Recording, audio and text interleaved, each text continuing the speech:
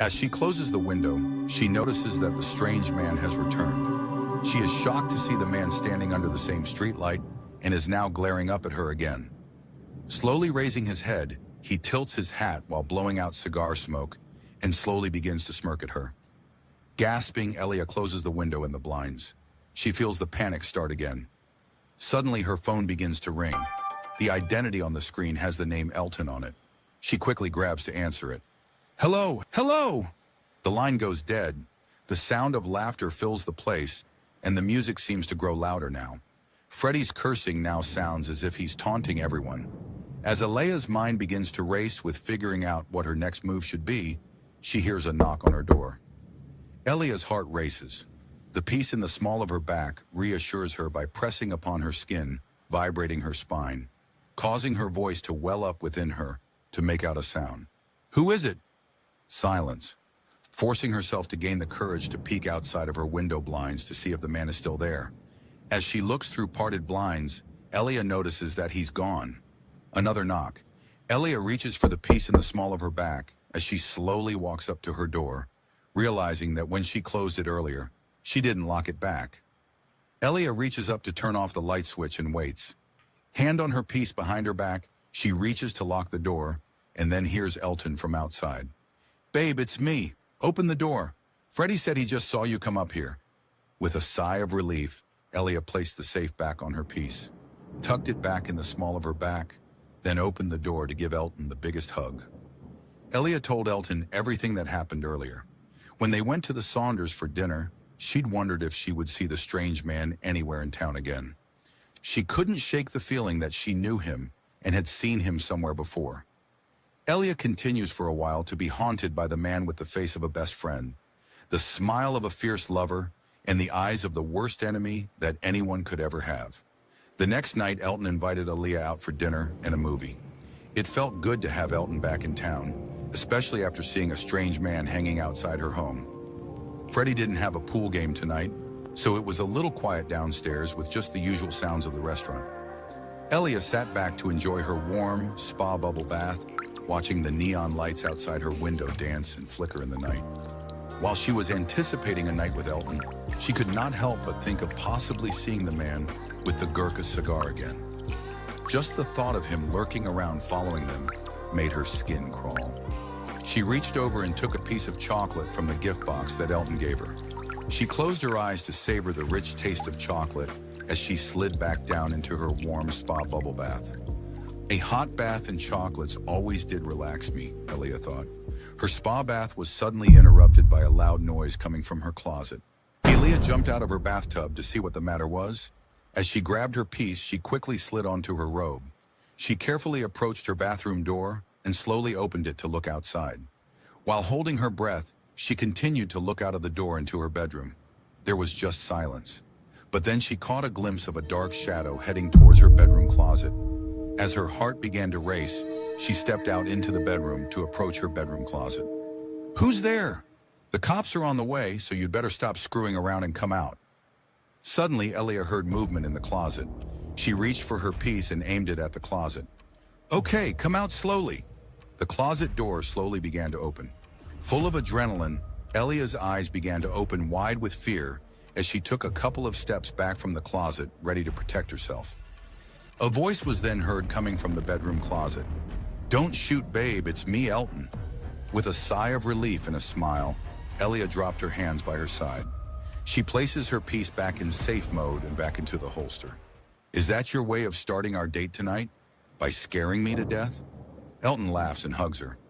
"Ah, come on, girl. I remember when a little spooky poo is what got you going."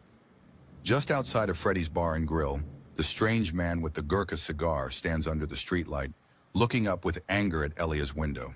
He lowers his brim hat and turns to walk slowly into the night with the flame of the Gurkha cigar glowing red.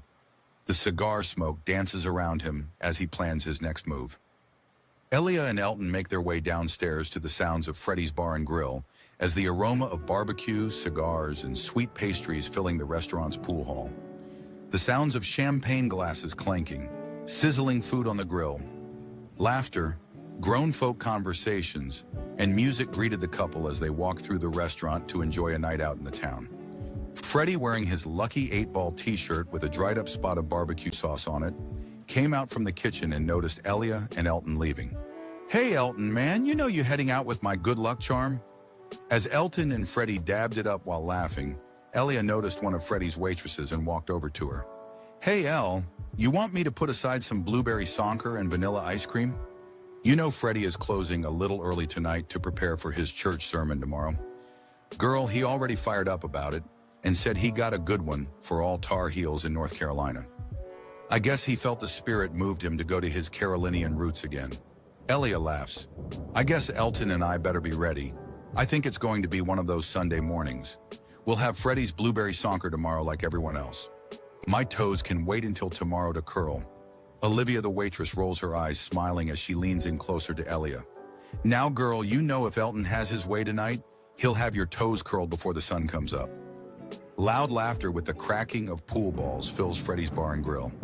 Some people would be surprised to know that Freddie is a pool hustler on Fridays and Saturdays, but a minister on Sundays, while he runs Freddie's Bar and Grill as a business.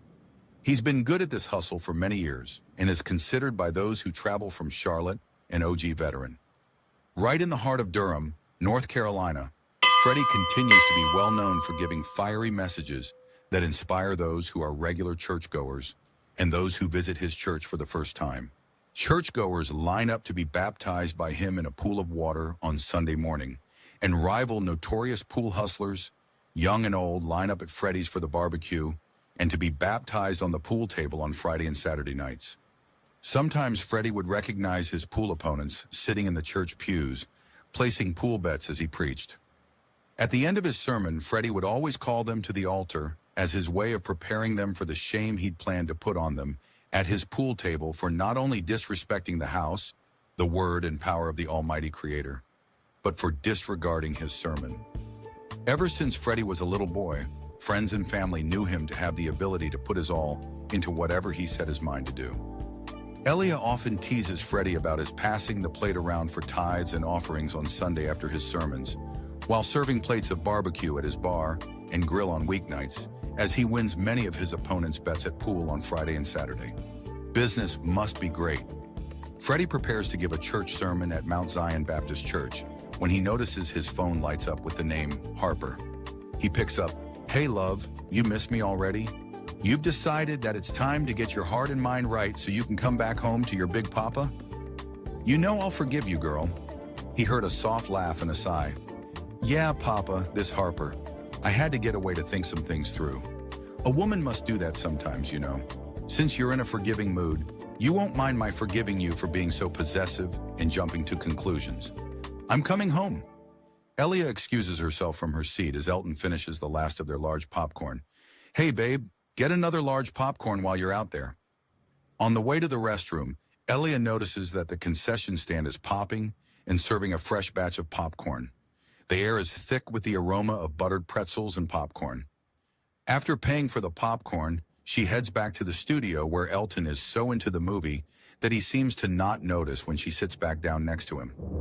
The first thing he reaches for is popcorn while never taking his eyes off the big screen ahead. Ellea sighs, reaches over to place Elton's left arm around her.